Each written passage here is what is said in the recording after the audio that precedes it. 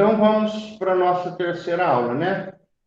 Então lembre-se, só dando uma relembrada, né? Na primeira aula a gente viu com relação aos métodos de levantamento. Levantamento o quê? Levantamento. Primeiro nós temos que saber quais pragas nós queremos controlar. Qual praga?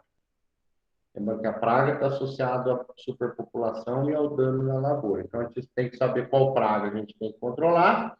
E para saber se está na hora de controlar, a gente tem que fazer o levantamento populacional. Aí, o levantamento populacional depende do tipo de praga, né? Se for praga de solo, tem que procurar no solo. Se for praga de folha, nas folhas. E aí tem as metodologias. Aí a gente vê o nível populacional, que é o nível de equilíbrio, o nível de dano econômico e o nível de controle, que é a hora que nós temos que controlar.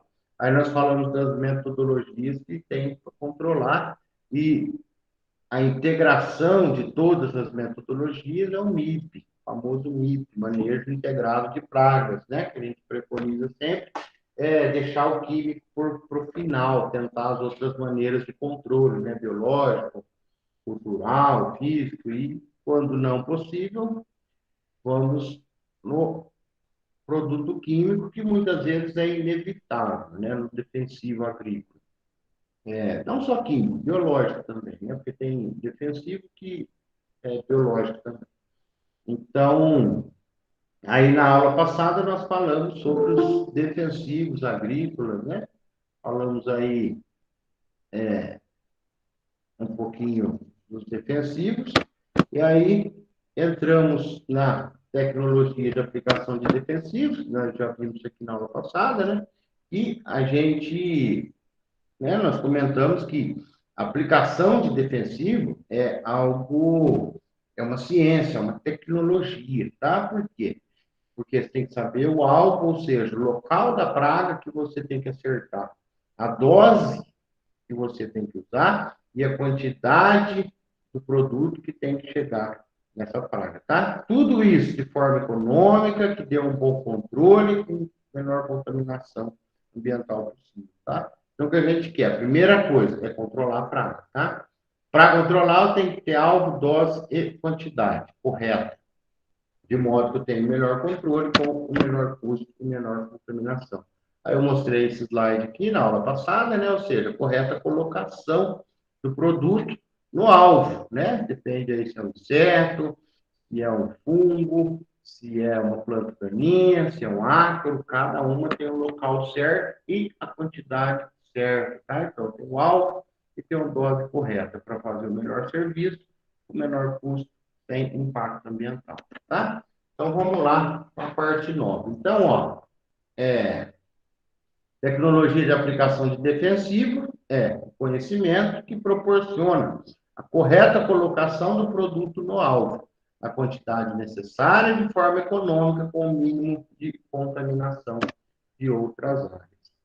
Pulverizadores, que são os pulverizadores? São os instrumentos, ou seja, as máquinas utilizadas na agricultura com o objetivo de auxiliar no combate a plantas daninhas, insetos, entre outros, ou seja, combate à praga. Então, pulverizador é o equipamento, a máquina, que tem como maior função o controle da dose de aplicação. Imagina assim, se você, o que o pulverizador, na verdade, faz? Ele controla a dose, né? Ele te faz acertar o alvo, mas primeiramente ele controla a dose, porque acertar o alvo, se eu for lá com a mangueira, com o balde, eu também conserto, eu acerto o alvo, né? Então, acertar o alvo, para não é o difícil. O difícil é acertar a dose. E o pulverizador é para isso, é para acertar a dose, tá? Então, o pulverizador é a máquina. A pulverização é o processo físico-mecânico de transformar líquido em gotas, tá? Então, ó, pulverizador é a máquina. Pulverização é o processo que a máquina faz. E o que é a pulverização? Transformar o líquido em gotas, tá? É isso que é uma definição aí de pulverização. E a aplicação? A aplicação é a deposição das gotas no alvo, tá? Na densidade, quantidade, para atingir o objetivo proposto. Tá? Então, a pulverizador é a máquina, pulverização é o processo de passar o líquido em forma de gota. E a aplicação é propriamente a chegada da gota no alvo, na quantidade e no local correto, tá? A gente vai falar bastante hoje sobre segurança na aplicação. A gente sabe que é uma atividade que exige muita segurança, porque é altamente contaminante, altamente tóxico quando manipulado da maneira incorreta. Né? Quando manipulado da forma correta, com os equipamentos de proteção, com todo o respeito às recomendações do produto, ele não apresenta risco. Mas existe sim a forma de exposição. E é isso que a gente tem que, né, ficar com os olhos bem atentos, nós que somos os responsáveis pela área, nós temos que cuidar da segurança dos nossos funcionários, né? É, e, como a gente cuida da família da gente, a gente tem que cuidar dos funcionários também. Então, se não por bem, pelo convencimento, tem que ser na marra, né? Porque a lei obriga. Se uma fiscalização chega, a pessoa não está utilizando os equipamentos de proteção corretos, o responsável não é a pessoa, né? Quem vai tomar multa é você. O responsável, a empresa que não obrigou o cara a utilizar. Porém, aqui entra debate na esfera jurídica do trabalho, porque assim, até que ponto a culpa vai do empregador? Porque se a pessoa não está usando o EPI, mas você forneceu, você está respaldado, né? Tanto é que a empresa, quando entrega um EPI para o funcionário, ela registra que está entregando e o funcionário assina.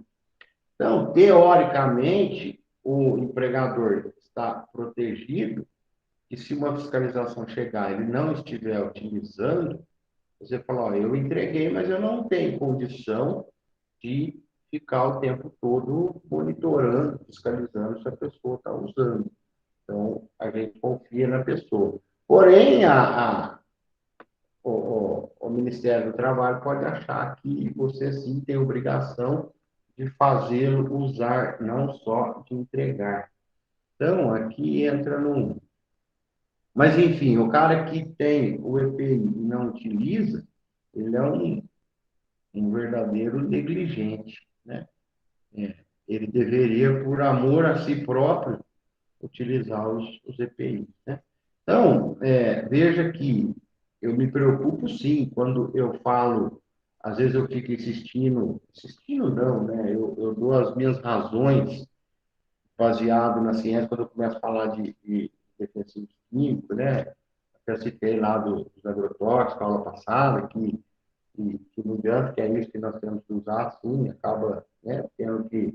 Não há outra maneira de ser diferente sem utilizar defensivos, né? Não há como não utilizar defensivos. Quem está no dia a dia no campo sabe disso, e não tem como todas as empresas fazerem sem defensivo agrícola. Uma ou outra faz, né? Os denominados orgânicos. Mas uma coisa que eu me preocupo sim é na contaminação do trabalhador. E esse, por sinal, a gente não ouve ninguém defendendo, né? A própria mídia que defende a contaminação do produto, eu nunca ouvi falar dessa mesma mídia preocupada com a contaminação do trabalhador. Tá? Essa contaminação do trabalhador, sim, essa eu me preocupo demais com relação a defensivos. Tá? Então, a segurança do trabalhador, isso é importantíssimo. A contaminação do trabalhador. Tá? Então, o outro lado que a gente não ouve ninguém falar, né? Quando a gente vê lá os que defendem a bandeira do orgânico, para não utilizar alimento que te contamine, mas eu nunca ouço alguém falando assim, não, eu uso orgânico porque eu não quero que contamine um trabalhador que está lá no campo, né? Porque eles sim são os grandes que estão aí em riscos, né? Os grandes potencialmente prejudicados pela intoxicação, pela contaminação de defensivo agrícola, tá? Então, na esfera da alimentação tem todo o regimento, tem toda a legislação. E na esfera da, da agricultura, da pulverização, da aplicação, também tem toda a legislação, tá? Então, quais são as formas de contaminação? Então, tem aquela exposição que é direta, que é quem? Aquele cara que está manipulando diretamente o agrotóxico defensivo, tá? A gente sabe sim que são produtos. Nós vimos lá na classificação na aula passada, né? Os tipo 1, classe altamente tóxicos, são aqueles que, se ingeridos em pequenas doses, pode ser letal, né? O altamente tóxico e o moderadamente e o que é só tóxico, ele em grandes doses, mas aqueles de faixa vermelha são letais, sim, são perigosos. Eu nunca me negligenciei em dizer isso, né? Então, quando eu falo, eu defendo o defensivo porque a agricultura precisa, tá? Não que eu tire o risco da aplicação, não da alimentação. E a exposição indireta? Quando não há a manipulação direta, por exemplo, a entrada na área logo após a aplicação. Isso aqui não pode ser aplicar um produto e liberar um funcionário entrar na área, ou quer que seja a pessoa entrar na área logo após a aplicação do produto, é uma exposição também ao produto, tá? Então, quando eu sei quanto tempo depende do produto, depende do poder residual dele. Isso está na bula. Tem uns que são 24 horas, tem uns que são 72 horas, tem uns que são uma semana, para poder a entrada na área. Então, a gente vai falar isso aí alguns slides para frente. O tempo de entrada na área e o tempo de carência para se alimentar do produto. Então, esses dois fatores têm que ser respeitados, né? Então, a gente não deve negligenciar. Falar gente, porque quando eu falo sempre a gente, não pode negligenciar a gente, porque nós somos profissionais. Eu sou profissional do setor agrícola, assim como alguns já são, outros serão, mas daqui uns dias todos nós seremos os responsáveis pela segurança alimentar e do trabalho. Posição sem contato, é quando tem um alimento contaminado, né? Quando a pessoa nem manuseou o produto direto, nem entrou na área, porém, ele consumiu um alimento contaminado, ou então, veja um exemplo desse, ó, jogou um vasilhame fora na água e aqui dentro tinha algum produto. Você não necessariamente esteve na lavoura, não manuseou, mas muitas vezes você entrou numa água dessa que tinha um produto que algum porcalhão jogou lá dentro. Tá? Então, contaminação de alimentos existe sim, desde que feito da maneira colhida, na hora errada, ou aplicado em doses acima da recomendada, ou aplicado em maior quantidade de vezes, né, do que o necessário. Então, outro tipo de exposição ocular, aquela que ocorre nos olhos. Exposição bioral, é aquela por ingestão, tá?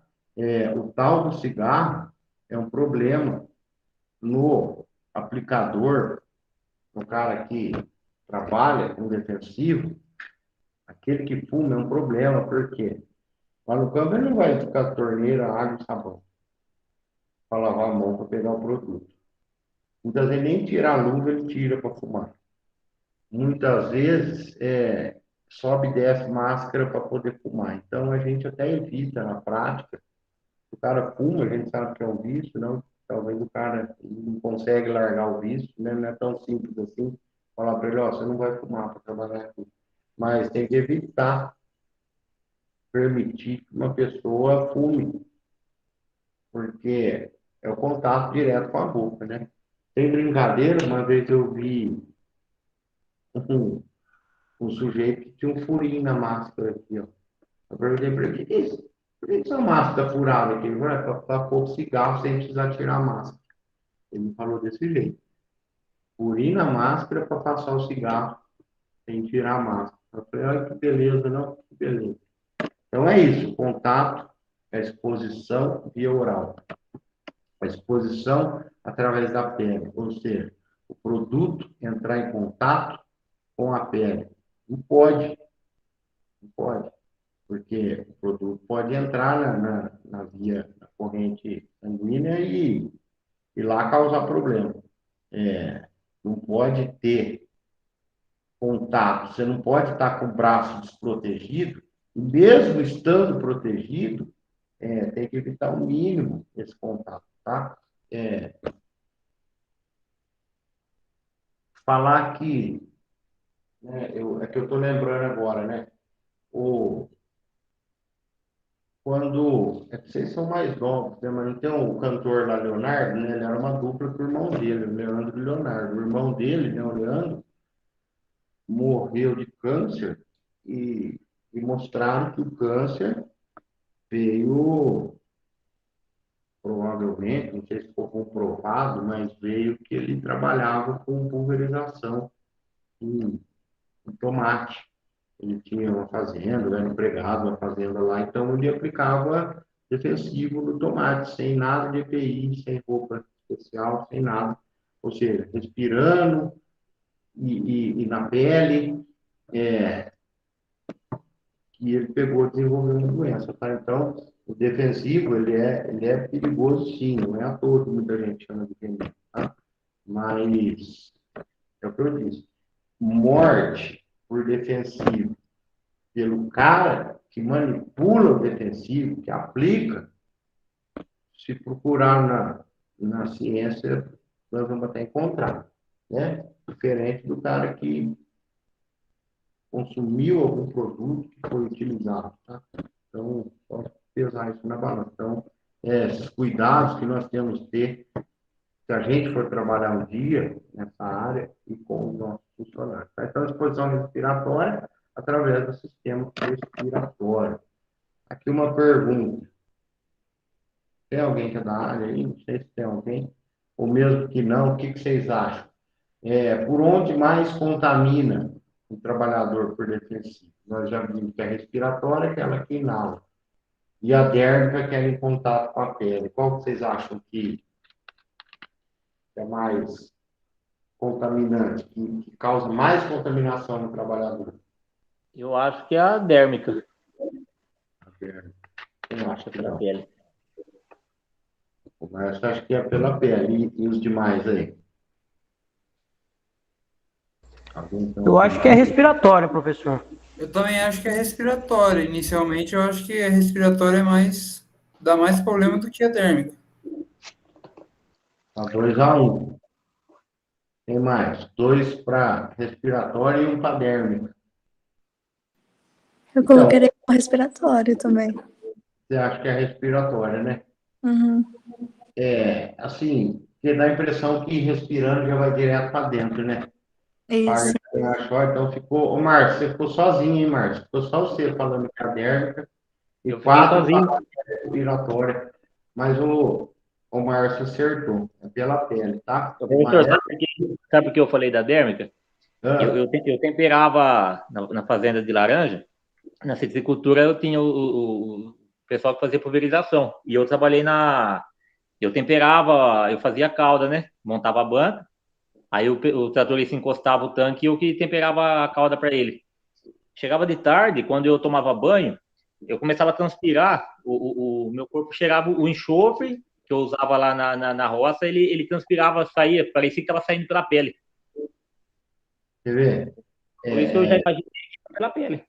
você imaginou já que é pela pele. Não, tá certo. Você vê, tem sintomas, sim, que a gente trabalha Tanto é que aposenta mais cedo, né? É insalubridade, é um ambiente insalubre de se trabalhar.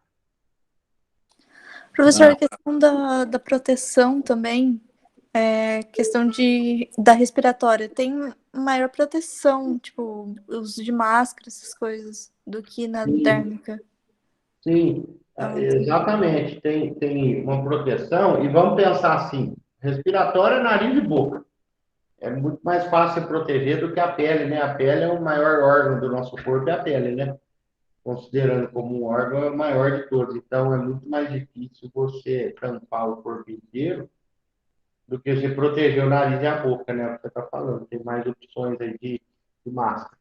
Vocês vão ver que muitas coisas que eu falo, ó, quando são assuntos assim que pode gerar, eu não concordo, eu não acho, eu não concordo. Então, quando ficar aquele assim, professor, você não está certo e tal.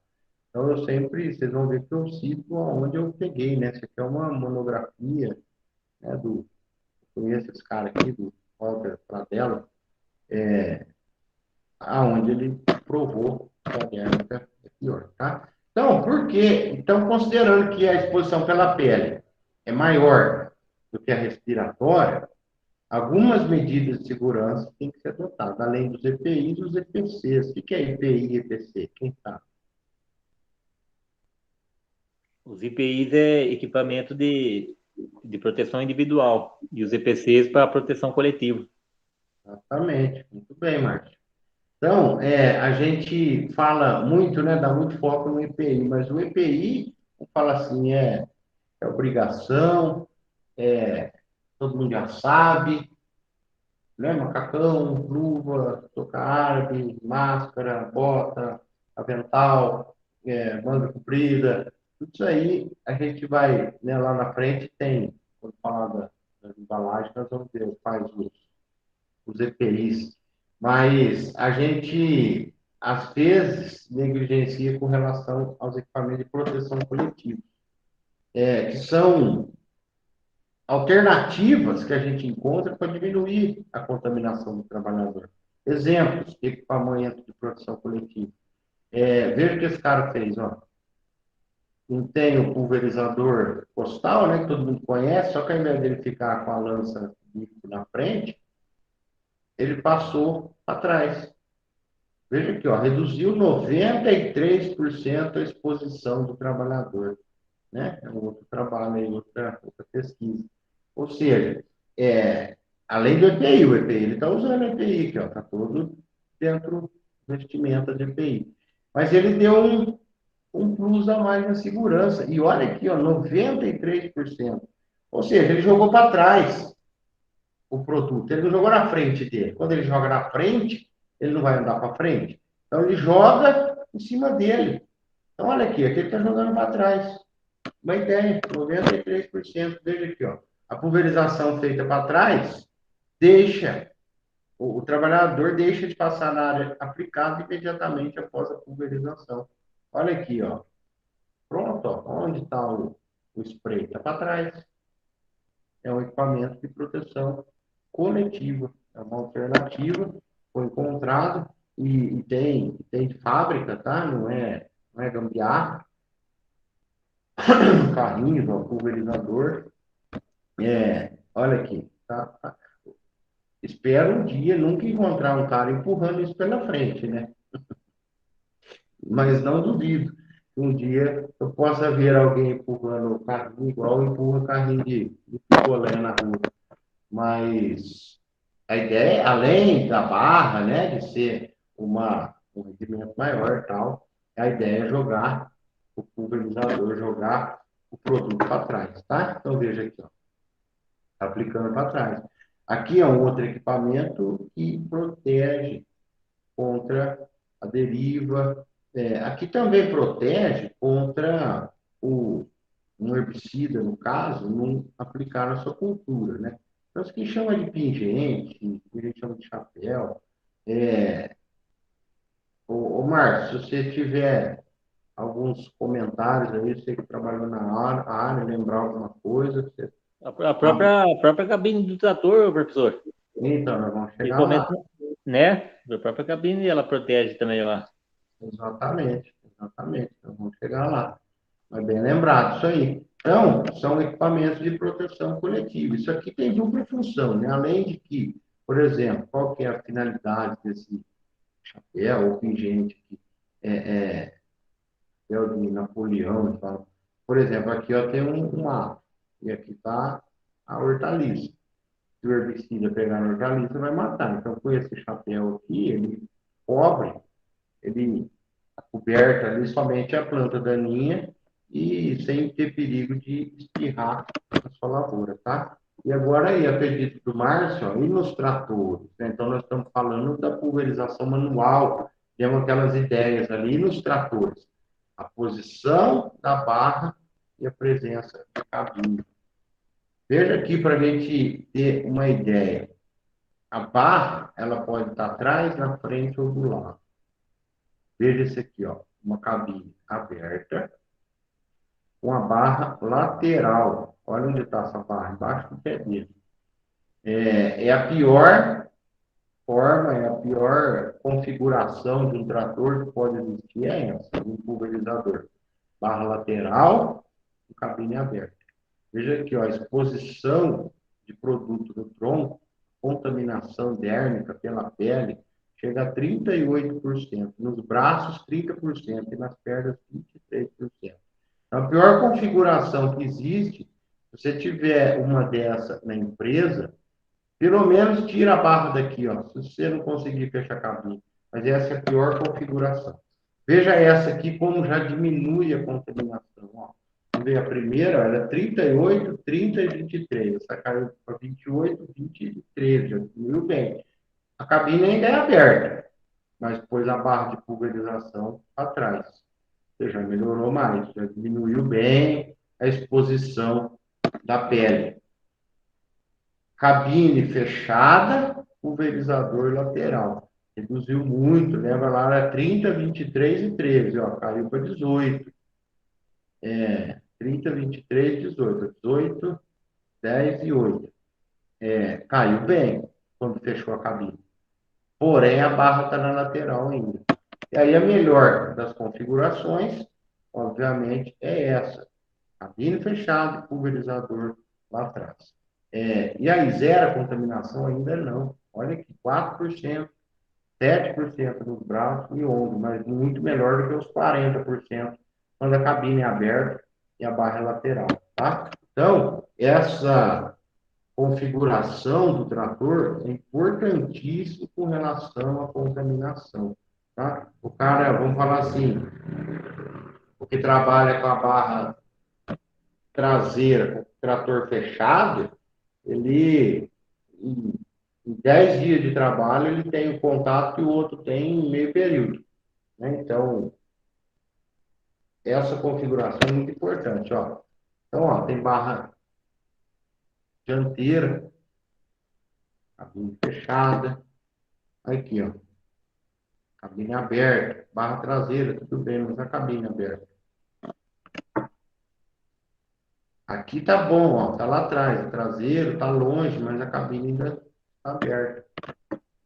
Olha isso aqui, então. Isso aqui o patrão dele não gosta dele, né?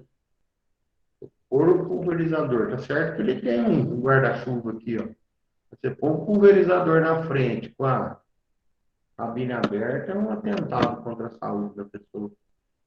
Mesma coisa aqui, ó. Um trator com cabine aberta. Mesma coisa, cabine aberta, mais atrás, ó. Dá aquela virada para respirar.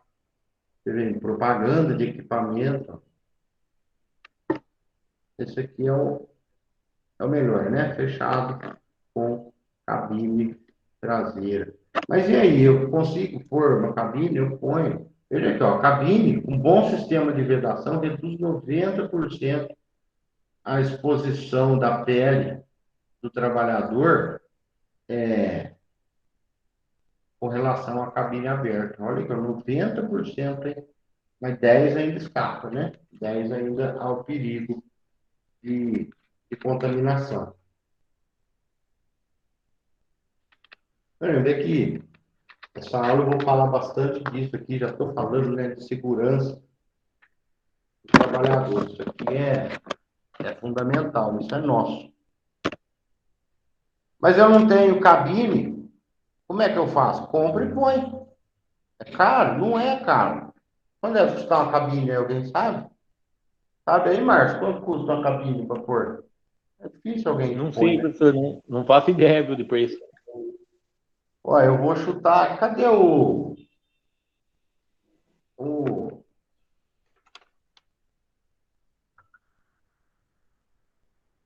Cadê que trabalhava?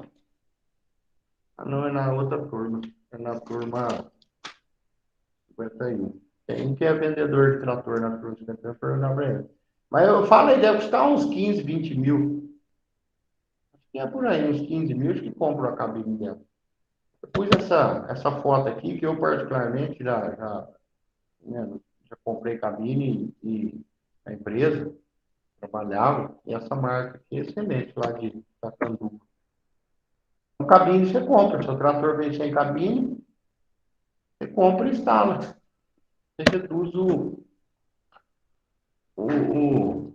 a contaminação do seu trabalhador. Ainda tem esse cara aqui, ó.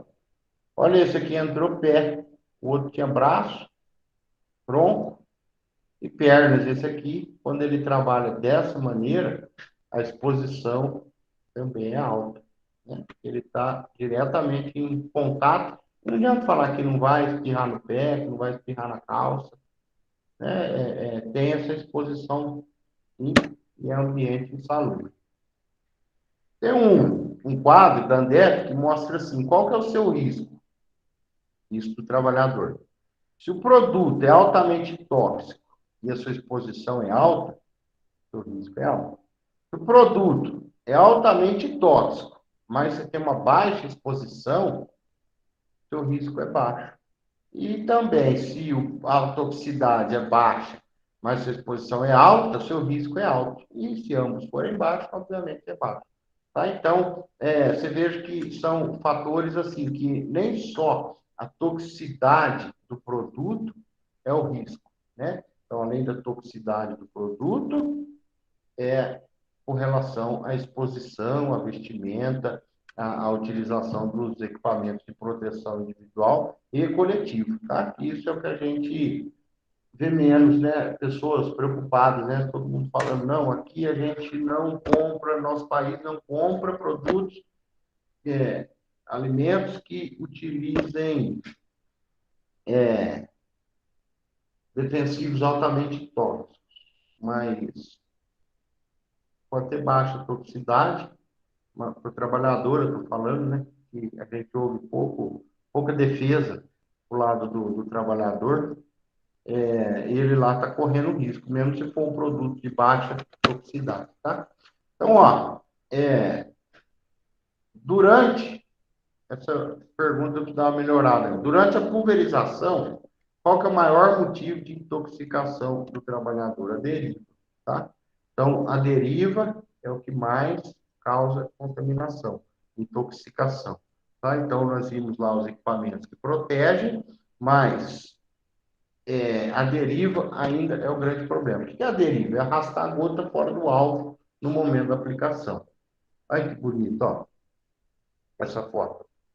O bonecão lá, trator tudo aberto, mandando pulverização, né?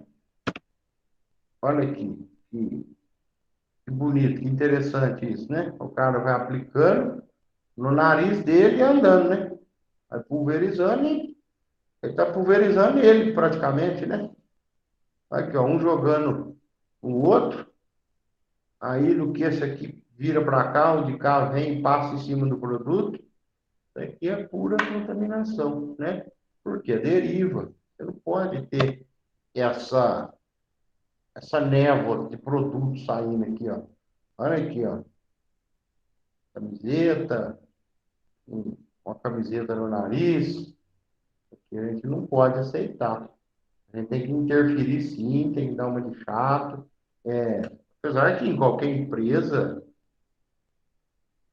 acima de 50 funcionários, tem que ter o departamento de segurança, né? E os caras da segurança ficam de olho nisso. Então, o pessoal da segurança do trabalho, engenheiro de segurança, técnico de segurança, eles ficam no campo rodando, procurando esse tipo de coisa, né? É, tinha numa usina que eu trabalhava, tinha o seu Oswaldo. Ele já tinha mais de.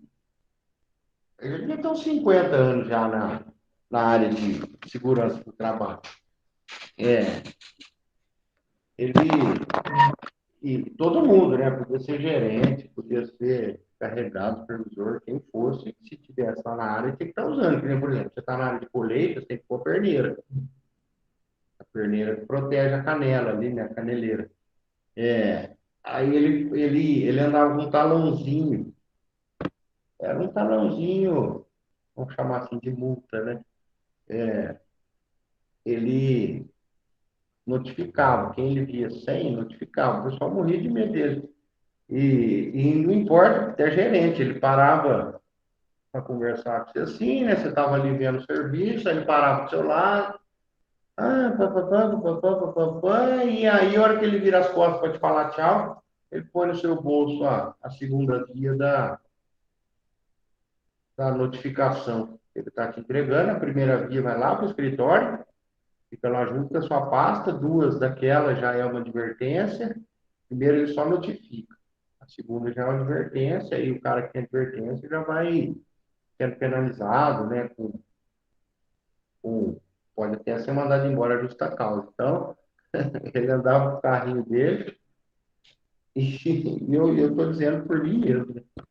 Ele parou do meu lado, conversando, eu tinha descido a carro, não pus a minha caneleira, e aí ele ficou ali 5 minutinhos do meu lado, falando, na hora que ele virou as costas, ele falou tchau, pôs aqui no meu bolso, assim, a segunda via da notificação, a primeira ele mandou lá para o escritório. E é assim mesmo, tem que ser assim, o pessoal da segurança do trabalho deve ser dessa maneira, né? Aquele que quer ser o amigo bonzão de todo mundo, só se ferra. Sabe assim, tem que ter um bom senso, né? Essa área de segurança, tem uns que também exageram no, no dia a dia de parar serviço, parar atividade, muitas vezes sem até entender se o que ele está fazendo está certo ou errado, né? Por exemplo, uma vez lá na usina, tinha as carretas dos reboques, dos rodotrem, tem um sistema de freio que você trava, né? Quando você desengata, você trava. Só que os equipamentos nossos, eles nunca desengatavam. Nunca desengatavam. Engatavam no começo da safra, né? Porque não fazia lá o bate-volta para desengate da carreta, e um dia ele parou todos os caminhões. Ligaram e falou, a usina parou. Mas o que está acontecendo? O técnico de segurança parou todas as carretas porque elas estavam todas sem o sistema de, de trava automática do ar quando desengatasse, né? Mas a gente tinha uma regra lá que não era para desengatar, que não podia desengatar, ou seja, tem equipamento de segurança e tal, mas naquele momento não se aplicava a ponto de parar uma usina por falta de um botão, né? E todas as carretas estavam sem, já a gente sabia disso. No fim, o cara que foi mandado embora, né? Ou seja, ele quis fazer tanto o papel da segurança, então também não pode ser assim, tão cego a ponto de não enxergar o trabalho como um todo, né? Agora, sempre a segurança em primeiro lugar, né? Mas toda empresa tem lá seu departamento de segurança do trabalho que está lá para fiscalizar esse tipo de coisa, né? Utilização de EPI, se o trabalho está sendo feito da maneira correta. Aqui, Isaías, Professor, mas essa questão que o senhor colocou aí da usina que o senhor trabalhava, do tempo que você dava advertência, enfim, é louvável essa. Só que vejo que isso funciona quando como um todo leva segurança, porque tem muitas empresas que não esquentam muita cabeça para isso, não. O Marco, que já trabalhou em empresa de laranja, ele sabe, eu acho que é, é, é, fazendo de laranja, eu acho que a fábrica, ela é pior do que a usina. Quando vai fazer com aquelas Natali, é muito deriva que tem, fora da fazenda, o vento vai longe mesmo. Então, é um risco coletivo, né? E sem contar que a fazenda que eu trabalhava, todos os tratores, não tinha gabine. Então, inclusive, tem um primo da minha esposa que é tratorista lá, é, por mais que ele use aquelas roupas específicas, mas não adianta. Não adianta. A consta molhada de veneno, espada mesmo. Então, e a usina que o Matheus, inclusive o Matheus trabalha, quando eu estava na área do herbicida, eu era obrigado, não tinha escolha, eu era obrigado a carregar de glifosato. E o pessoal da segurança foi no campo, tirou foto, fez vídeo, fez reclamação, conferência, mandou, não resolveu nada.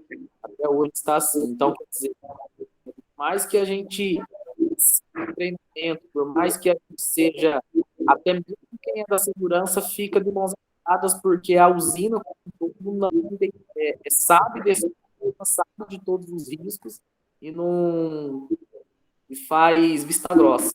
Sim, uma hora acaba que vão se tocar aqui, ó, a hora que começar a tomar ação na justiça, começar a perder, ou descobrirem essa, né, que nem tem empresa que manda o cara assinar que recebeu o EPI, nem recebeu, fala, não, assina aí, depois eu trago. Mas o Ministério do Trabalho fica em cima, sabe, de todos esses macetes, sabe? Essas empresas, assim, que não, igual você está falando aí, que não tem o mínimo de segurança, isso aí acaba rodando, né? Porque não adianta, o Ministério do Trabalho fica em cima, né? Tem tantas normas, tantas regras, tanta legislação em cima disso, nós até vamos ter algumas aqui. Mas tem, a gente sabe que tem, né? Mas não deveria, né? Então, o pessoal da segurança tem que ficar em cima. Tem dos lados também, né, Zé? Tem aqueles caras que tem também, não quer usar de jeito nenhum. Tem aqueles caras que já não tem, gostaria de ter. E tem aqueles que ficam esperando, parado, de braço cruzado, e falam assim, eu não tenho o que fazer, então eu não faço. Faça o que você tem, né? Dê um jeito, melhore, ache alguma coisa, vai tentar fazer o seu papel, se a empresa não está ajudando.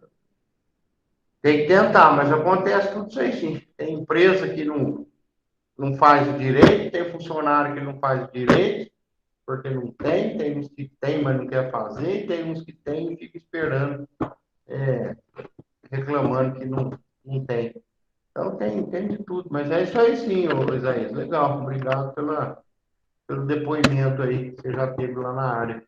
Então, ó, tudo isso aqui é deriva, essas fotos que eu estou passando aqui, ó, tudo deriva, isso não deve ocorrer. Porque o produto é simples. Tem que sair do bico e acertar o alvo, tá? Por isso que a gente fala tanto em tecnologia e aplicação. Por que aqui está errado? Ou a pressão está baixa, ou está ventando muito, ou o bico não está apropriado para essa condição. Às vezes é gota muito fina, aonde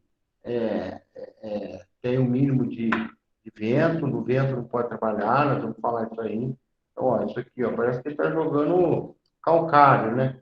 Na lavoura, vai estar pulverizando. Isso aqui é um sério problema de deriva, né? Então, o alvo tem que sair do pulverizador e entrar direto na planta. O avião é um grande causador de deriva, contaminação de vizinhos, de lavouras vizinhas. Aí, ainda bem, hoje, se você tem dificuldade até de encontrar uma empresa de aviação que faça. Antigamente eles faziam qualquer coisa, né? Se falasse assim para eles, ó, eu vou dessecar meu canavial, quero que você aplica glifosato, andar. Antes qualquer um vinha, hoje os caras nem vêm mais. Eu te pergunto, o que você vai aplicar aonde? Você fala, vai aplicar herbicida para matar cana. Ele falou, é Roundup, Roundup. Então não aplico não, por quê? Porque se dá uma deriva e dá, atinge ali a PP, a reserva legal ali do lado, mata tudo. É ferro para o cara da aviação. Se mata a lavoura do vizinho, é ferro para o cara da aviação. E da empresa que contratou. Só que a empresa recorre, quando a empresa recorre, sobra para o cara, o dono do avião. Né? Então, esses vórtices aqui que formam com deriva, não deve ser. Isso aqui é o correto. Ó. Olha a diferença, né? Olha esse cara aqui e olha esse aqui. Ó. O correto é isso. Ó. Do pico de pulverização direto para a planta. Zero de deriva. Tá? Então, o que causa deriva? Tamanho de gota, condições climáticas, vento, umidade, temperatura. Nós falamos aqui um pouco disso aqui, vai até ser um pouquinho repetitivo, lá da aula de máquina, nós falamos de pulverização, então vou falar pouco, porque nós falamos bastante isso aqui lá na aula de máquina. Mas, causa da deriva, o tamanho de gota. Lembra que nós falamos disso aqui? E das condições climáticas, lógico, velocidade do vento, umidade do ar e temperatura, tá? Então, como que eu diminuo a deriva? Aumentando o tamanho da gota. Eu estou falando que a deriva, o problema é o tamanho da gota. O que eu tenho que fazer? Eu tenho que aumentar o tamanho da gota. Por quê? Quanto maior a gota, maior o diâmetro da gota, menor a deriva, menor a evaporação, consequentemente, menor risco de contaminação das áreas vizinhas e do trabalhador. Como que eu mudo o tamanho da gota? Mudando o tipo de bico, né? Então, aqui nós vimos, né, lá na outra aula, esse aqui é a composição do bico, né? Tem o corpo, a ponta de aplicação, propriamente dito, o filtro, fica dentro da ponta, a capinha, o anel que pesa. Então, nós temos o jato leque, cone e cone cheio. Então, ó, o jato leque é quem produz gotas maiores, que são chamados dos bicos antiderivos. Então, os jatos leques formam menos deriva. Eles têm uma aplicação mais precisa com relação à deriva do que os jatos cônicos. Por quê? Jato cônico produz gotas menores, né? Então, produziu com gota menor, aumenta o risco de contaminação do trabalhador e das áreas vizinhas, né? Então, o cone cheio e cone vazio, que nós já vimos. Então, a gente vê ó, que quando a gota é muito fina, o risco de deriva é muito alto. A evaporação é muito alta, né? Porque se a gota é muito fina, ela evapora mais fácil. Porém, para penetrar na planta é ótimo. O escorrer na planta é ótimo também, porque não escorre, tá? Ao passo que a gota extremamente grossa, o risco de deriva é baixíssimo. A gota é grossa, o vento não leva. Evaporar, o risco também é baixo. O calor, a gota é grossa, não evapora. A penetração, porém, é muito baixa. Aqui devia estar pintado de vermelho. Penetração é baixa, é um problema. Então, você vê que uma coisa... Então, falar, vamos usar o médio. Médio para tudo, né? Mas você usa gota grossa, não evapora, não dá deriva, mas é mais difícil a penetração. Aí entra aqueles adjuvantes que nós já falamos na aula passada. Então, densidade de gota, nós vimos aqui já também, né? Tem os papéis sensíveis, então, ó, os herbicidas usam gotas maiores, os fungicidas, gotas menores, né? Então, fungicida, gota fina, herbicida, gota grossa. Aqui são os diferentes tipos de gotas, da muito fina a muito grossa. Os papéis eram sensíveis. É que eu estou passando ligeiro que até o slide repetido da aula lá de máquinas, né, que, ó, 40, ou seja, o volume de cauda não interfere no tamanho da gota, né? Então, ó, 258 gotas por centímetro quadrado, dando 40 litros por hectare de caldo. 32 gotas por centímetro quadrado, dando mesmo 40 litros por hectare de caldo. Ou seja, o tamanho da gota é uma coisa que não tem nada a ver com a vazão, tá? Então, gota, não, tamanho de gota não tem nada a ver, não interfere na vazão. Você pode ter gota extremamente fina e gota extremamente grossa, aplicando a mesma quantidade de produto por hectare, tá? Então, lembrando também que produtos de contato, as gotas têm que ser menores, por quê? Porque produto de contato, há necessidade da gota ficar em contato com a folha. Sendo que produtos sistêmicos, eu posso usar gotas maiores, porque ele não necessariamente precisa ficar em contato com a folha, ele precisa ter um momento de contato para penetrar, tá? O produto de contato, gotas finas, produtos sistêmicos, gotas grossas, né? Então, tem a mesma coisa, gotas muito finas, menores de 100 micras, o vento leva. Maiores de 300, ela cai, mas corre o risco de escorrer. E de 100 a 300 micra é o tamanho ideal de gotas, tá?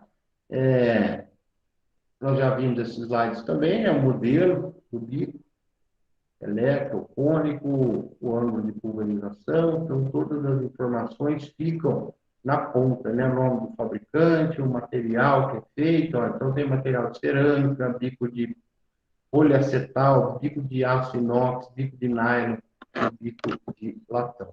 Aí existem os bicos com indução de ar. O que é o bico com indução de ar? Veja aqui, ó, no que o líquido entra por aqui, aqui tem esses túneis aqui, um tubo de ar, que na medida que o líquido passa, ele puxa o ar. Então, sai líquido com ar. E quando sai o líquido com ar, na verdade, ele está saindo gotas maiores. Gotas. Veja que com o mesmo volume de produto, porém, gotas maiores. Então, a maioria dos bicos hoje são desse tipo aqui, ó, bicos com indução de ar, tá? Porque produz gotas extremamente grossas. Então, gotas grossas diminui deriva e diminui a evaporação. E como eu disse que a deriva vem do tamanho da gota e das condições climáticas, eu tenho que respeitar as condições climáticas ideais, né? Umidade relativa do ar ideal, 55%, vento de 3 a 10, temperatura abaixo de 30, tá? Então, usa-se o termohidronemômetro na lavoura para saber exatamente a umidade relativa do ar, a velocidade do vento e a temperatura. Lá na frente de trabalho minha não tem. Se não tem, está errado, porque como você vai saber isso aqui, o próprio produto recomenda as temperaturas, a umidade, né, recomendada para aquele produto. Então, você tem que ter. Então, ó, o controle da deriva é um dever do produtor, que além de representar uma fonte de prejuízo, é responsável por contaminar o trabalhador. Tá? Então, a deriva é um prejuízo também. Lembra que eu falei lá que 40%, algumas lavouras, 40% do custo sai pelos bicos de pulverização? Ué, se você está fazendo um trem desse, você está jogando dinheiro fora, tá? Então, a lei obriga, as normas obrigam que sejam controladas a deriva. Então, ou ele vai por responsabilidade própria, ou vai pela lei, tá? Então, outros cuidados nos bicos, manter bicos desentupidos, nunca desentupir com a boca, isso aqui é um bico entupido. Manter bicos sem vazamento, e a gente vê de monte isso. Manter os filtros limpos, o filtro lá do tanque, o filtro do bico, veja aqui um filtro todo sujo, a gente vê isso, esse aqui é um filtro limpo, a diferença, né? Filtro sujo para o filtro limpo. Bicos sem vazamento, filtros limpos.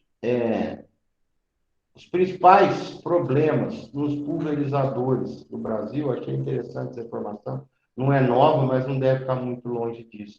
90% dos problemas é um manômetro inadequado. E 80% dos problemas encontrados nessa pesquisa da Embrapa era bico com defeito. Ou seja, os dois, diria que principal, né? O bico defeituoso. Pronto, você já lascou. E manômetro inadequado, porque lembra que o bico só atinge aquela vazão com determinada pressão. Lembra lá a tabelinha que nós vimos, aquela tabelinha colorida? Então, o bico vem aqui vazão e pressão. Aí o quanto que aplica, né? Então, bico X, nessa pressão, aplica 1 litro por minuto. Então, olha, se eu não estou trabalhando com a pressão correta, como é que eu sei se a pressão está correta? Através do manômetro. O cara acha que no barulho ele sabe, não, aumenta a rotação que a pressão está boa. Não, dá uma diminuída na rotação que a pressão está muito forte e está dando deriva. Não é assim, tem a pressão adequada de acordo com o bico. Calibração correta, vocês já estão craques em fazer isso, né? Na outra aula, na outra disciplina, nós falamos bastante em vazão, de cálculo de vazão, né? Que nós falamos lá litros por minuto, litros por metro, quilos por minuto, fazendo as aferições, calibrações, né? Já falamos bastante disso aqui. É nessa hora aqui que nós temos que fazer. Independente do tipo de pulverização, todos têm que ser calibrados. Todos têm uma maneira de calibrar, tá? Não importa se é um postal, se é um atomizador, todos têm maneira de fazer pulverização, tá? As jarras, nós vamos fazer uma calibração dessa no sábado, na aula prática, né, de máquinas, nós vamos fazer uma calibração desse jeito aqui em um pulverizador, tá? Com relação a rótulos e bulas dos produtos. Rótulo é assim, tem os rótulos dos produtos no supermercado, não tem as regras lá? O produto defensivo agrícola tem rótulo, então ele também se enquadra naquelas leis de rotulagem, né? Onde diz todas as informações de segurança, de aplicação, os riscos de manejo e aplicação do produto. Então, o rótulo tem regra. O rótulo, ele a parte de cima, os cuidados com o meio ambiente. Aqui embaixo, os pictogramas. O que é pictograma? São aqueles desenhos que tem embaixo do rótulo, que diz com relação ao preparo da cauda e do lado direito com relação à aplicação. Aqui a faixa, eu já volto a falar isso. A faixa toxicológica, os dados do fabricante, os cuidados de uso. O que eu falei de pictograma? Pictograma é esse aqui, ó. Aonde nos mostra os cuidados e os equipamentos que nós temos que utilizar. Então, sempre assim, você olhando o rótulo de frente, o que está do lado esquerdo, aqui, são os cuidados e os EPIs no preparo da cauda. E do lado direito da caveirinha, os cuidados e os EPIs na aplicação, tá? Então, é sempre assim, ó, veja aqui, ó, do lado esquerdo, todos os EPIs que tem que utilizar. Do lado direito, os cuidados na aplicação, do lado esquerdo, os cuidados no preparo da cauda. Então, a gente tem que bater o olho e já saber o que está querendo dizer, né? Que nem a gente vê os EPIs obrigatórios em determinado produto. Macacão, avental, luva, protetor facial, bota, máscara com filtro, óculos, touca árabe e a informação para lavar as mãos. Informação de armazenagem, manter trancado, de advertência, cuidado com peixes, cuidado com animais. As informações de manuseio. Esse desenho aqui são produtos em forma líquida. Esse desenho aqui, produtos em forma sólida. Aplicação em fórmula líquida, aplicação em fórmula sólida. Então, cada desenho tem a sua informação, ou de EPI, ou a maneira como se aplica, tá? E aí tem uma bula, a bula todo produto vem uma bula, assim como remédio. Então, a gente sempre tem lá as culturas que a gente pode trabalhar para controlar determinada praga. Então, aqui a imagem está horrível, mas a gente vê aqui, ó, nesse rótulo, arroz irrigado. dose e os cuidados na aplicação, tá? Então, a gente só pode aplicar aquele produto se ele tiver registrado para aquela cultura, naquela dose e da maneira recomendada, tá? Como eu sei isso? Através da receita. A receita que vai me dizer como que eu tenho que fazer a aplicação. E a receita é feita por um profissional habilitado e tem que estar coerente com a bula do produto, tá? Então, ninguém faz uma recomendação, uma receita agronômica que não esteja de acordo com a bula do produto, né? Por exemplo, aqui na frente eu já vou mostrar alguns exemplos. Tipo assim, se fala que a aplicação é aérea, a receita tem que estar escrito que a aplicação é aérea, tá? Já tenho um exemplo de uma receita para frente. Então, o que é a receita? Receituário agronômico. É uma exigência legal para comprar agrotóxico, tá? É prescrita por um profissional legalmente habilitado. Eu sempre me pergunto, o técnico agrícola pode assinar a receita? Está em vias de poder, tem empresa que já conseguiu os direitos do técnico agrícola assinar. Se eu não me engano, alguma cooperativa no Paraná, se eu não me engano, ela, e com toda razão, ela tem uma grande quantidade de técnicos agrícolas que ficam em campo.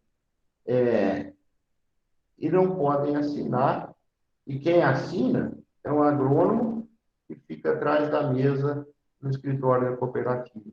Ora, está tudo errado, né? Quem está lá no campo vendo era o técnico agrícola. Então, ele, com essa justificativa, por quê? Ora, quem vai dar, algum médico dá uma receita sem ver o paciente? Como que eu vou dar uma receita agronômica sem visitar a área? Como que eu vou dar uma receita sem saber a praga que tem lá, sem saber a planta daninha que tem lá, sem saber as condições da área, sem saber se eu vou recomendar um pré-emergente ou um pós-emergente? Como que eu vou recomendar um herbicida pré-emergente ou um pós-emergente se eu não for na área, né? Então, nesse caso, essa cooperativa, o agrônomo era ficava fazendo trabalho interno. E os técnicos agrícolas eram 50, que estavam lá no campo, que sabiam. Então, eles, por uma decisão, adquiriram o direito dos técnicos assinarem. Aqui no estado de São Paulo, eu não sei se algum mas está em vias de liberar, tá? É lógico que não é simples assim, porque aqui envolve muita legislação, envolve muita gente dando as opiniões contrárias, a favor. Tem alguns que falam assim, é a mesma coisa que um técnico de enfermagem dá receita de médico. Não é bem assim, né? Tudo bem, se for ver para esse lado, mas e se o médico também não for lá ver o paciente, ele também não pode dar mais receita.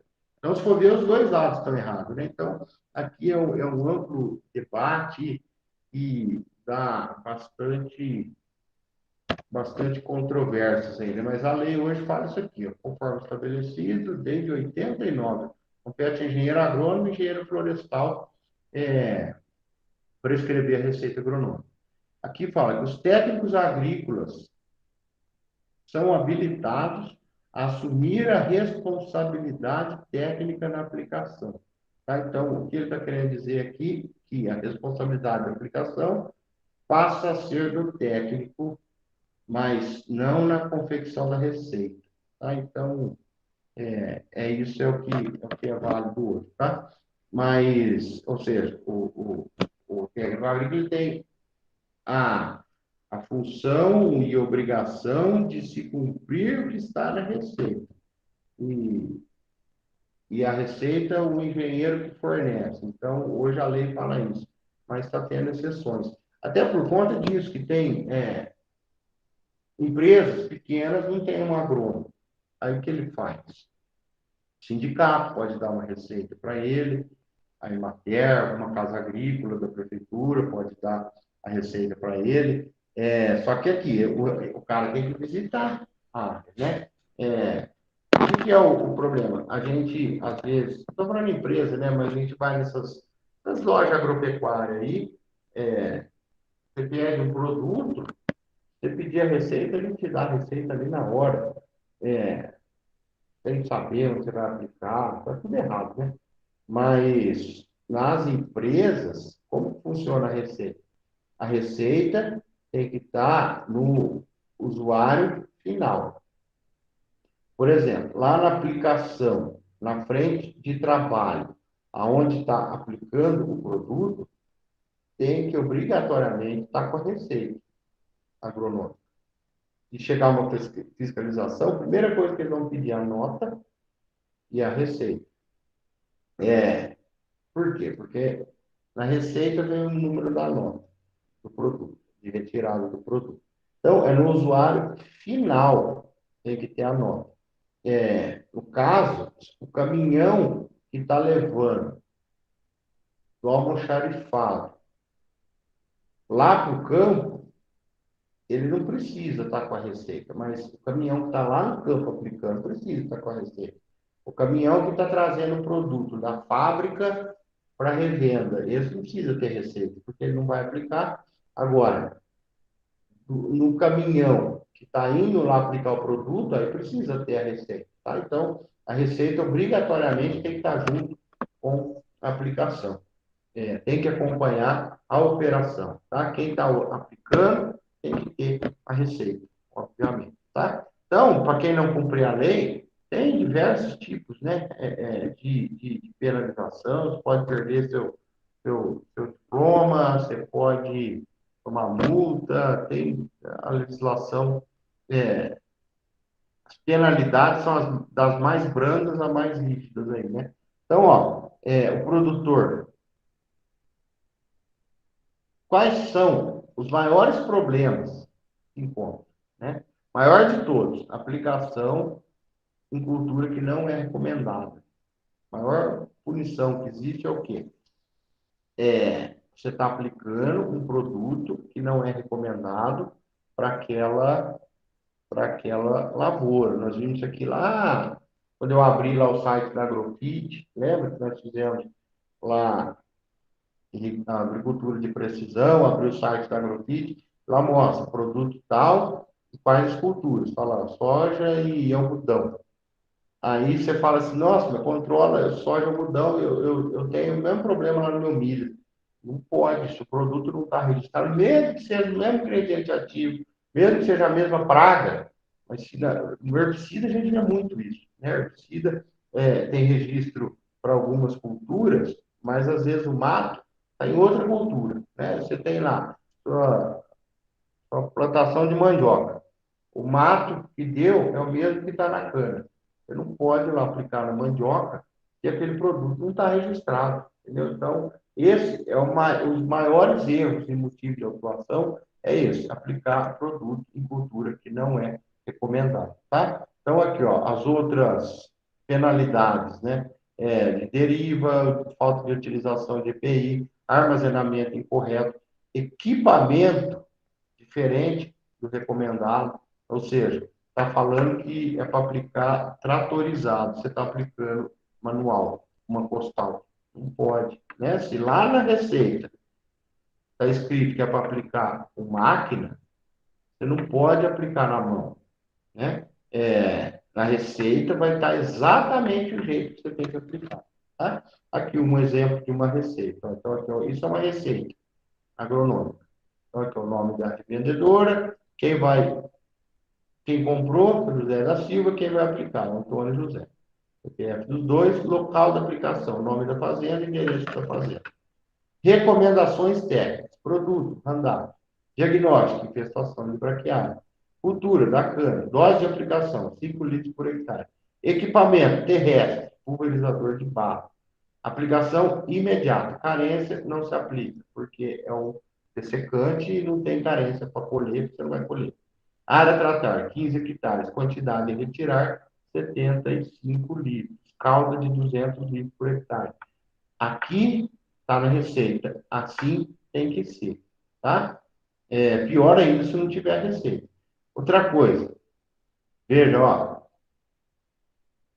Dose, 5 litros por hectare. Área que eu vou tratar, 15 hectares. 15 vezes 5, 75. Eu só posso retirar 75 litros. Então, eu vou lá comprar, vou lá buscar meu produto, eu tenho que estar isso aqui escrito na minha receita. Quantos litros por hectare? Por isso que eu tenho que ter a fazenda. Quantos hectares tem a fazenda? Quantos litros que eu tenho que aplicar por hectare? Quantos que eu tenho que retirar? Ou seja, esses 75 litros é o que eu posso ter no meu veículo, é o que eu posso ter no meu caminhão. Se eu tiver uma receita dessa, dizendo que eu vou aplicar 75 litros, se eu tiver 150 litros, está errado, eu não posso. O cara não pode te vender mais de 75 se a receita está te permitindo. Ah, é a mesma coisa. Se o médico te dá a receita para você comprar uma caixa de um antibiótico, você chega na farmácia e fala, me dá 2 caixas. A farmácia vai te dar 2 caixas, e na receita está escrito uma caixa. Então, pessoal, defensivo agrícola é a mesma coisa. Se está mandando na receita pegar 75 litros, você pode pegar 75. Então, você veja aqui, ó, na cana, infestação de braquiária. Então, ó, o Roundup, se for lá na bula do Roundup, tem lá, culturas autorizadas, cana de açúcar. Infestação de braquiária, recomendado. Aí vamos falar no outra cultura aí, na cenoura. Provavelmente o Roundup não tem autorização para aplicar na cenoura. Você não pode aplicar na cenoura, porque você não vai ter uma receita. A não ser que você aplique sem receita, o problema é seu. Mas se não tiver escrito lá que você pode aplicar Roundup na cenoura, você não pode. Uma que você não vai ter receita, outra que você não vai conseguir comprar o produto. Tá? Então, mesmo que você consiga comprar, você vai estar sem a receita, você vai estar passível de autuação. Tá? Então, a gente sabe que, se eu for ali na lojinha ali agora, eles vão vender Roundup. Eu sei disso, tô tonto. Mas não pode, tá? Eu acho também, gente, farmácia aí, que me vende sem receita também. Cabe a mim ser louco de ir lá comprar ou não, né? Cabe a mim pegar. Eu não posso aplicar Roundup em terreno baldio dentro da cidade. Eu não posso. É uso agrícola. Lembra que nós falamos na primeira aula? Defensivos de uso agrícola. Eu não posso aplicar em área urbana. Tá? Então, se eu pegar o meu Roundup e sair pulverizando meu terreno, eu sou irregular, passível de multa. Se alguém fizer uma denúncia para a polícia ambiental, fala assim, ó, tem um cara aplicando Roundup aqui no terreno do lado de casa. Multa. Não pode, tá? Por quê? Porque ele não é feito para aplicações na zona urbana. A receita está lá, as aplicações de determinadas culturas. Ah, o cara na lojinha ali de pecuária vende, lógico que vende. Mas, cuidado, na hora que você pode aplicar, tá? Então, aí lá no Roundup também vai ter, ó, como que aplica lá. Deve ser aplicado sobre a planta infestante. Isso aqui está na receita. Isso aqui, na verdade, a receita copiou da bula. O jeito que tem que ser aplicado, planta já germinada, ou seja, é um pós-emergente, aqui, ó. Deve ser aplicado com a planta já germinada em condição de desenvolvimento e sem estresse e sem falta d'água, né?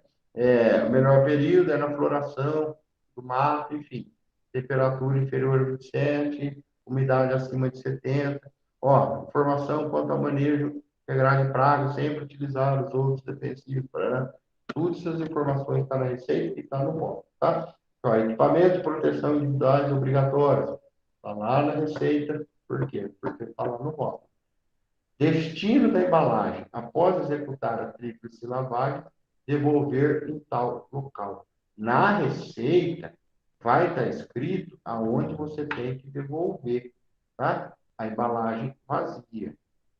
A embalagem vazia, você devolve na onde a receita está dizendo, que são os pontos de coleta autorizados e são os pontos da INPEV. Nós vamos ver o que é a INPEV mais para frente um pouco. Veja aqui o que é uma receita errada. Controle D, não tem nada escrito. Aqui ele mandou você comprar um Zap QI-GL 5 litros. A área, não pôs, adquirir 18 galões. Ora, querendo dizer que aqui, ó, falta informações obrigatórias de acordo com o artigo 66 do Decreto Federal 47402. Ou seja, tem a lei que diz que o seu produto, que a sua receita está inadequada. Essa aqui em cima está certa, ó. Controle de pior de cobra, standard. Área, 87 hectares, adquirir 7 litros. Por quê? 80 ml para cada hectare. Então, 80 ml vezes 87 hectares, dá 7 litros. A receita aqui está legal. Então, ó, esse aqui, ó, adquirir 18 galões. De onde ele tirou 18 galões? Se ele não pôs o volume de calda, se ele não pôs a área, se ele não pôs a dosagem. Isso aqui é autuação, tá? Mesma coisa aqui embaixo. Comprar 1,46, área, não pôs. Dosagem, não pôs. Adquirir 2 baldes. Rápido, tá? Então, receita tem. Quem não cumprir a lei, tem no Estado de São Paulo, Defesa Agropecuária, tem Polícia Ambiental. E o que é, lá na bula, no rótulo, na receita, também vai ter o tal de período de carência ou intervalo de segurança. O que é? É o número de dias que tem que respeitar entre a última aplicação e a colheita.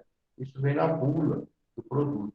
É importante para garantir que o alimento colhido não tenha resíduo acima do máximo permitido. Então, ó, tem um período de carência entre a colheita, entre a aplicação do produto e a colheita, tá? Então,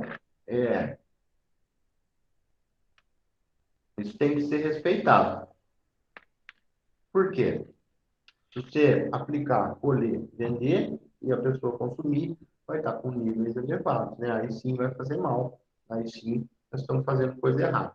Mas, para nosso alívio, a gente pensa assim, que lá perto da colheita a gente já não aplica mais, né? O que a gente tinha que defender, proteger, controlar, a gente já controlou lá atrás, né? Para nossa sorte. Tem alguns produtos, talvez ainda algumas lavouras e tal, né? Mas não justifica mais, né? Você aplicar um produto para colher. Ué, vai aplicar um herbicida na hora que você está colhendo, você já vai colher. Você vai aplicar um inseticida na hora de colher, você já vai estar colhendo. Né? Então, na hora de colher, não se aplica mais, né? Na prática, na teoria, na verdade. Na teoria, na hora que você está colhendo, você não tem mais que aplicar. Nesse intervalo de segurança ou período de carência, é isso. Existem regras para aquisição, transporte e manejo de agrotóxicos. NR 31, que é uma norma do Ministério da Agricultura, que diz sobre segurança, saúde no trabalho, agricultura, pecuária, silvicultura, florestal e aquicultura. Se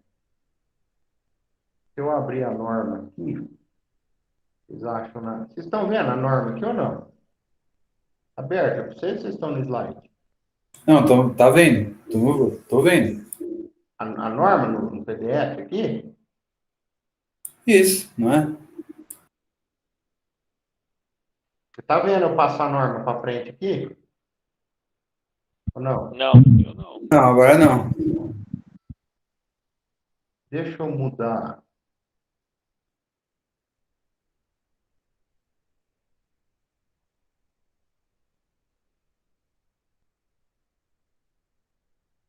Agora está vendo. Agora sim. Ó, tem a norma NR 31, que diz sobre isso aqui, ó, segurança e saúde no trabalho na agricultura. Com calma, vocês leem, não é tão grande, é 31 páginas. Na área de defensiva agrícola, tem norma específica, que é a NR 31.8. Vamos lá nela. A gente vê que o negócio é sério.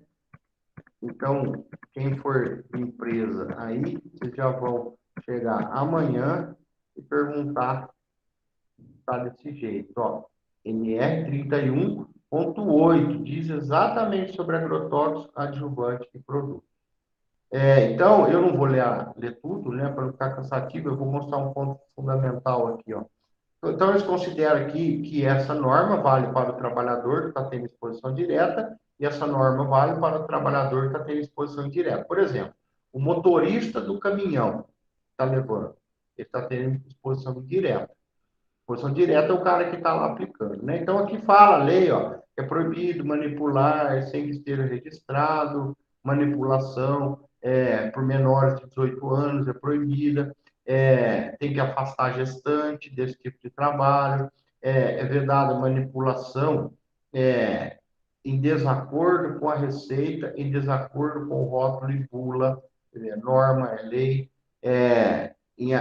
eu trabalho em área que recém aplicou, entrada de pessoa na área, fornecer instruções aos que manipulam.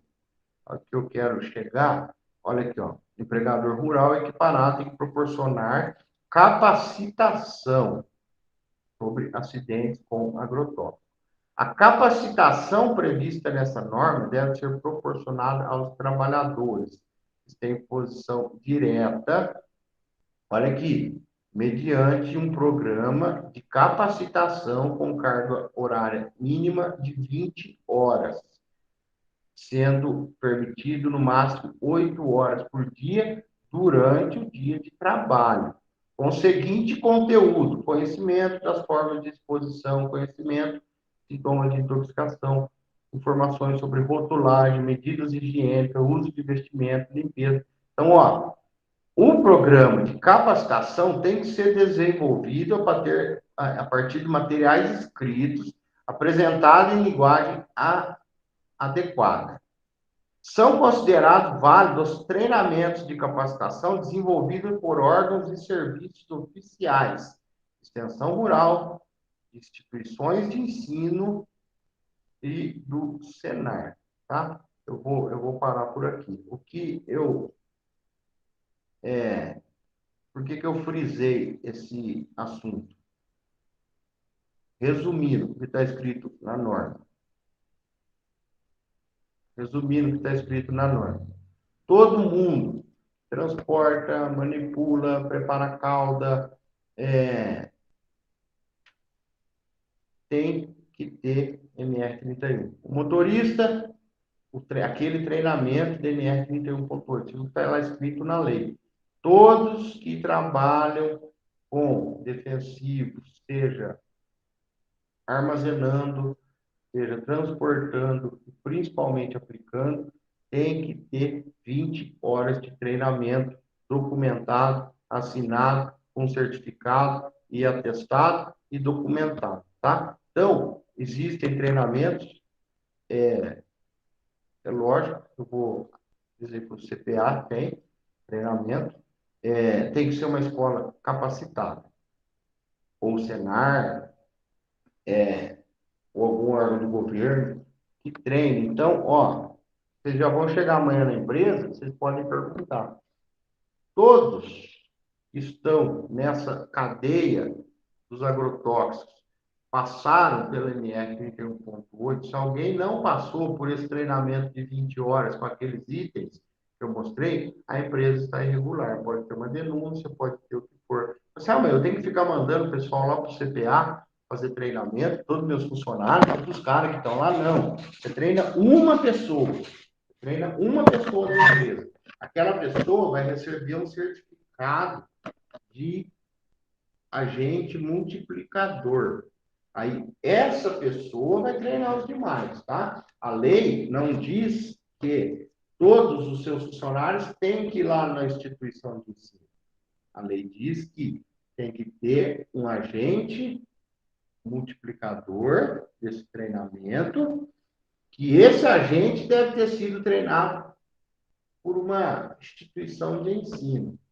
Agora, todos os trabalhadores têm que passar por 20 horas, tá? Então, esse NR 31.8 está aí. Então, todos, tá? Sem exceção, tem que ter esse treinamento. Aí você tem uma carteirinha como essa aqui, ó, de agente multiplicador. Eu posso chegar numa empresa e autorizar uma pessoa a trabalhar, eu posso treinar uma pessoa de acordo com a NR 31.8, porque eu tenho uma carteirinha de multiplicador, tá? Dessa norma.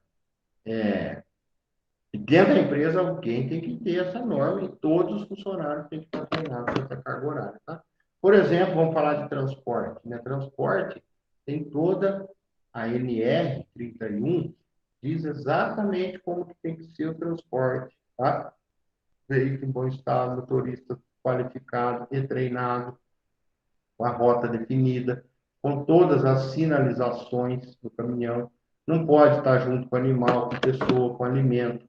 Isso aqui, um acidente é crime ambiental. Um acidente com defensivos agrícolas é enquadrado na lei de crime ambiental, tá? Multa e prisão. Ou seja, o negócio é sério, tá? Transportar tem que ter toda a legislação por trás, exatamente como a NR31 manda, tá? Ó, o motorista tem que ter habilitação especial, o veículo tem que portar os rótulos de risco, aqueles painéis que ficam lá do lado da carreta. Ah, mas lá na empresa lá transporta os produtos, não tem nada desses avisos aí no caminhão, não. Tá errado, né? Tem que ter aquela plaquinha, igual nós vimos ali o guarda colocando lá a plaquinha, produto, tóxico, a numeração, tem que ter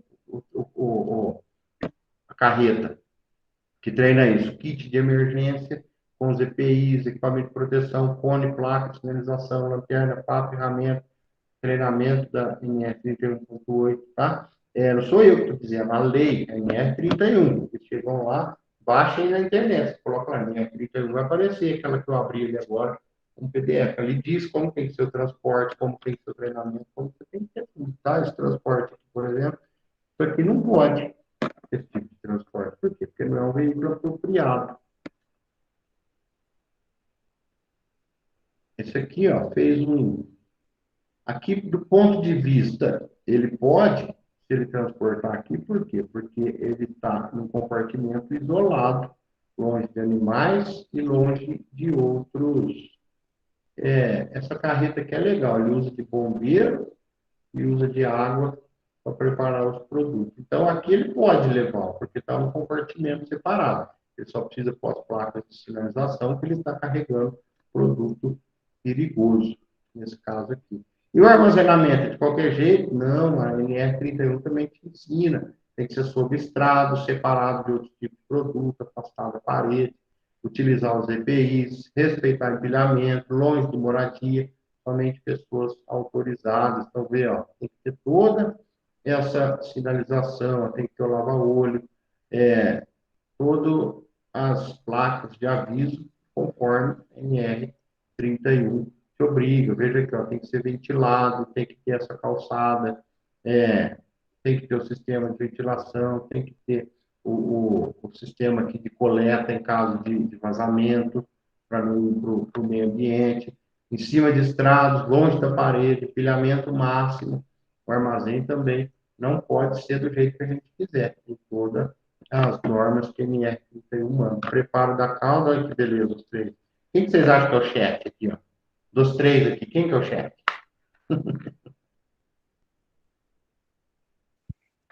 Só a posição dele já fala quem é o chefe, né? A mãozona na cintura.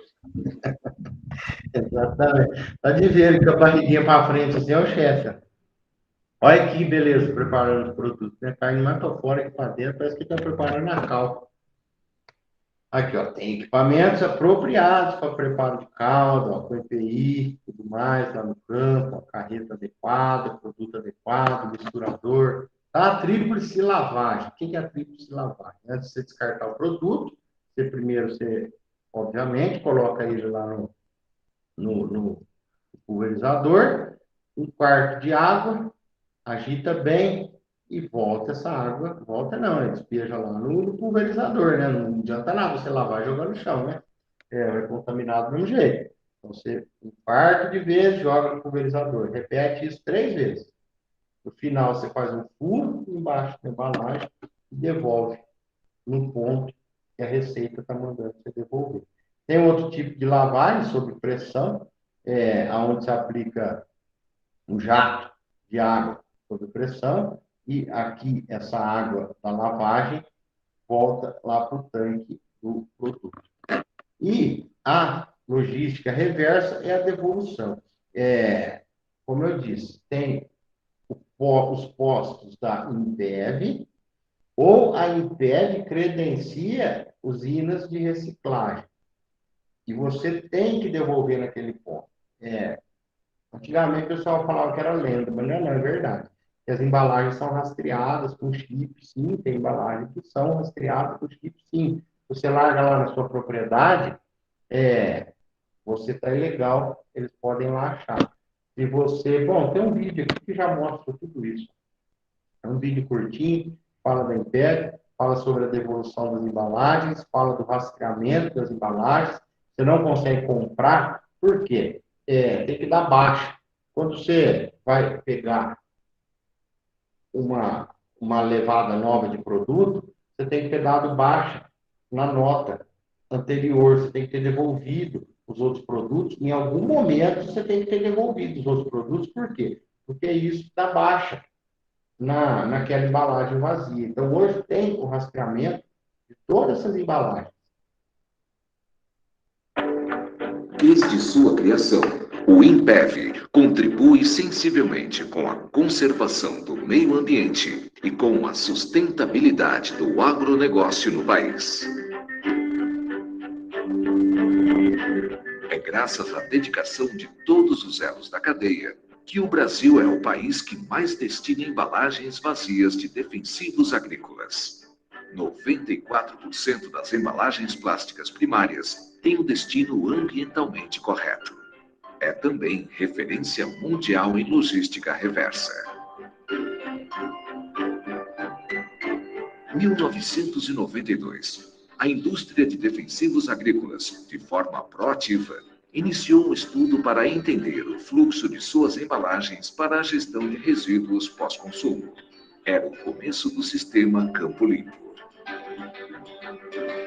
Em 2001, é fundado o INPEV, uma entidade sem fins lucrativos que representa a indústria fabricante de defensivos agrícolas na sua obrigação de efetuar a logística reversa de suas embalagens.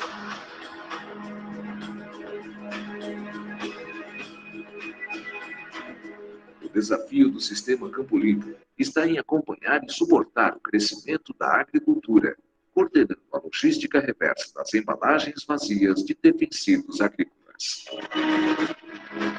Para cumprir esse importante papel, o INPEV atua como núcleo de inteligência do sistema Campo Limpo. Um sistema onde as responsabilidades são compartilhadas por todos os seus elos. Os agricultores são responsáveis por lavar, armazenar e devolver as embalagens vazias e guardar o comprovante da entrega por um ano. Os canais de distribuição e cooperativas agrícolas ficam responsáveis por indicar o local da devolução na nota fiscal, receber as embalagens, comprovar sua devolução e educar e conscientizar o agricultor. A indústria fabricante, representada pelo INPEV, é responsável por retirar as embalagens das unidades de recebimento, dar o destino final adequado, educar e conscientizar os agricultores. E tudo isso com o apoio do poder público, que fiscaliza e licencia todo o processo e também educa e conscientiza os produtores rurais. São mais de 400 unidades de recebimento do sistema Campo Limpo, localizadas em 25 estados do país. Além das unidades fixas, o recebimento itinerante leva a logística reversa aos pequenos agricultores, acompanhando também as novas fronteiras agrícolas.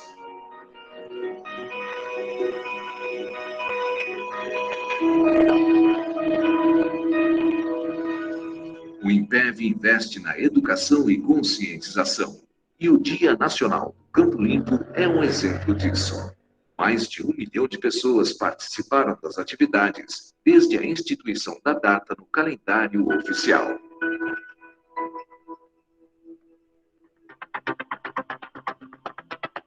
Aprimoramento contínuo da gestão.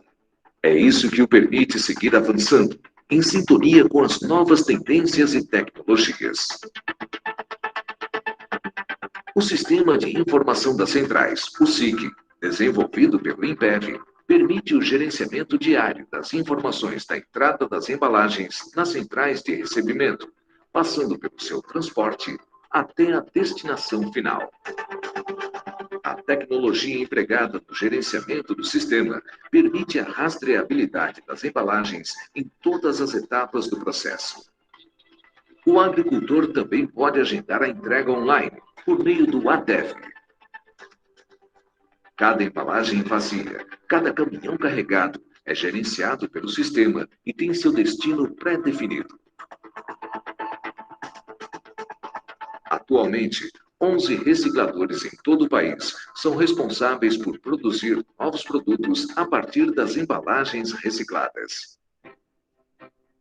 Entre eles está a Campo Limpo Reciclagem e Transformação de Plásticos.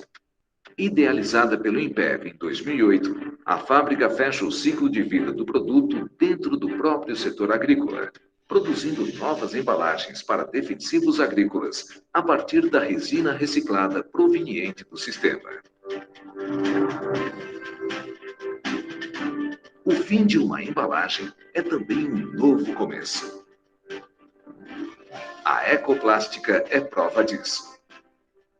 Com o objetivo de complementar a linha oferecida aos clientes que já utilizam a Ecoplástica Triex e oferecer uma solução completa em embalagens, foi criada a Campo Limpo Tampas e Resinas Plásticas. A empresa produz matéria-prima para a fabricação de outros produtos plásticos, a resina pós-consumo, RPC e a EcoCap, um sistema de vedação de alta performance. O agronegócio é fundamental para o desenvolvimento econômico do Brasil. E o sistema Campo Limpo, coordenado pelo INPEV, com a participação dos agricultores. Bom, é isso aí. Você viu que as embalagens são rastreadas, sim. Eles têm controle de onde estão todas as embalagens vendidas. Todas elas têm a numeração, código, e eles sabem onde estão. Eles sabem quem está devolvendo, quem não está devolvendo, quem está devendo embalagem. Ainda bem que é assim, né? Essa questão de embalagem no Brasil, nós somos um exemplo para o mundo todo. Você viu, 95% das embalagens têm o destino certo no Brasil. Pessoal, era isso. Então, por hoje, quem for... Não sei se alguém daqui vai na visita sábado? Quem de vocês vai? Eu vou. Tô por lá, eu vou. Ah, Eu e o Alisson. legal. Bom, Wagner também. Então a gente se encontra pessoalmente. Vocês me lembram o nome de cada um. Professor, tem pedágio ali, pelaquela região ali? Nunca fui lá pra lá, não. Não, ali, aqui em Ribeirão. Aqui em Ribeirão Bonito, é pertinho, não tem não. É mais fácil eu ir por Araraquara ou ir pra São Carlos, pra de São Carlos eu ir pra lá? Como é que é? Você tá onde? Matão. Araraquara. Matão. Ah, não, vem para São Matão. Carlos. Você tem que passar por São Carlos para ir para lá. Ah, Aí você legal. já passa. Tá previsto chuva, mas eu vou. Tá previsto chuva, mas bota o trator embaixo do barracão, né? É isso aí, professor. Sem problema. Se tiver caindo aquele pé d'água, mas não dá um jeitinho. Fica tranquilo. Feito, pessoal. Então, até sábado, terça-feira é feriado, tem aula de volta na quinta-feira da semana que vem. Fechou? Valeu, pessoal. Obrigado. Falou, professor. Boa noite aí. Até sábado. Falou, gente. Boa noite, professor. Boa noite. Falou, professor. Boa noite. Boa noite.